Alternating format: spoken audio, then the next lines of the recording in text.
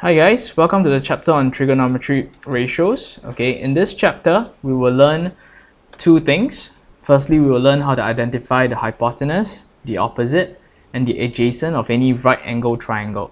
So at this point in time, let me just remind everyone that we are dealing with only right angle triangles. Okay, and the second thing we're going to learn in this chapter is how to find the sine, the cosine, and the tangent of any right angle triangle. So if you're wondering what is sine, cosine, and tangent, they are just basically trigonometric ratios, okay, or just simply ratios, okay, which we will look at in a while. Okay, so let me first start by drawing a simple right angle triangle. Okay, so let's say I have a right angle triangle over here. Let's just call this triangle A, B, and C.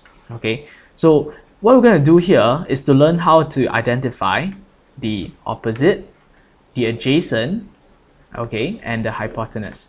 And I'm going to always identify in this order: opposite first, followed by adjacent, and then finally hypotenuse. Okay, first and foremost, you have to have a reference angle. So let's say my reference angle is angle C. Then my question would be, what is the opposite of angle C? Okay, and simply speaking, the opposite is just the side, okay, that does not touch angle C. Okay, so as you can see, this side touches the angle, this side touches the angle, okay, whereas the opposite does not touch the angle. Okay, following that, I will identify the adjacent. Okay, and the adjacent is simply the side that makes a right angled triangle, okay, with the opposite. Okay, so this is my adjacent. And finally, the last side has got to be my hypotenuse. Okay, so for those who are feeling confused, one more example over here. So suppose I have a right angle triangle here. Okay, let's just call this a PQR, for example. Okay, and now let's say I want to reference with angle P. Okay, so what is the opposite of angle P? The opposite of angle P will just be this side over here. Okay, because as you can see, QR, this side, does not touch the angle P. Okay, following that, the adjacent is the side that makes the right angled triangle with the opposite. So this is my adjacent.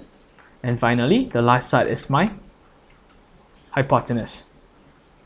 Okay, so let's look at two examples. Okay, so in this example, we will name the hypotenuse, the opposite, and the adjacent to angle C. Okay, looking at the first example, this is my angle of reference over here.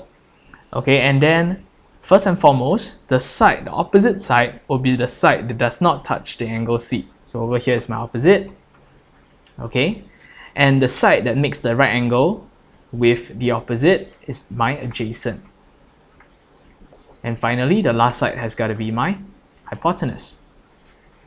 One more example over here. So I have an angle over here. Okay, this is my reference angle. The opposite to angle C will be this. Okay, the adjacent will be the side that makes the right angle triangle with the opposite. So this is my adjacent. And finally, this is my hypotenuse. Okay, so far we have learned how to identify the opposite, the adjacent, and the hypotenuse.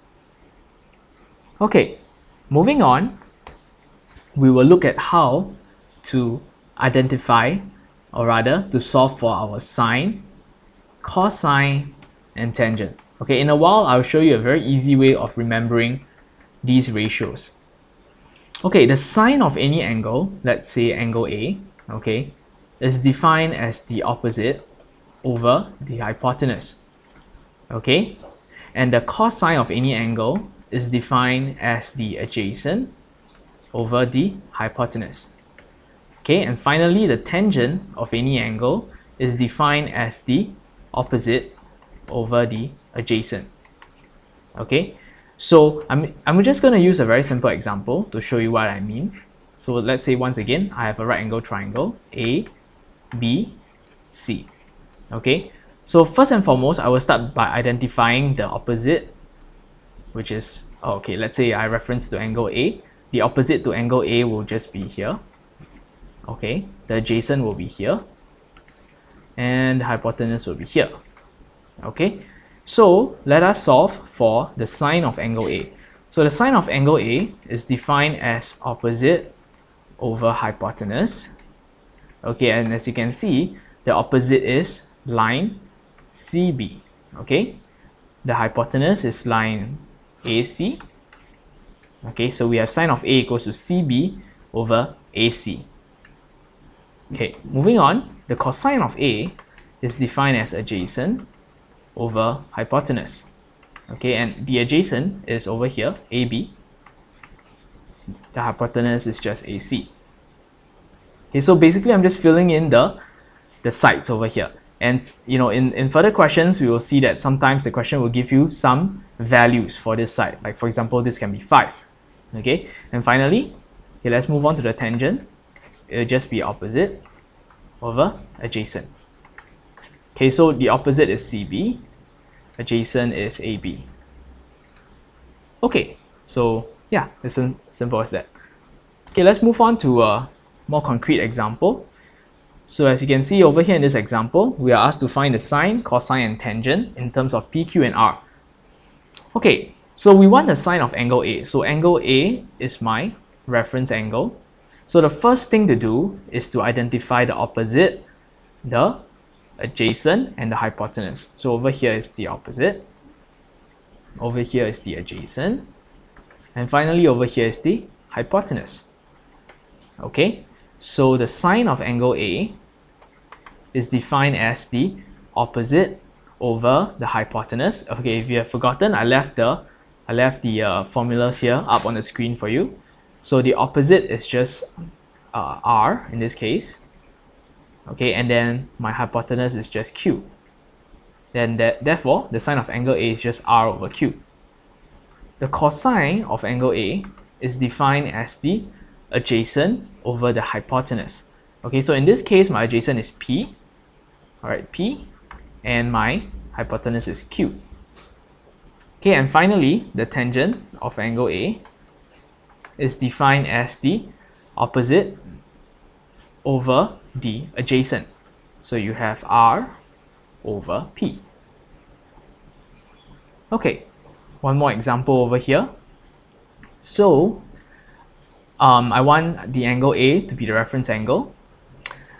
The opposite of A will be P in this case, so this is the opposite. The adjacent is the side that makes the right angle with the opposite, so it's over here.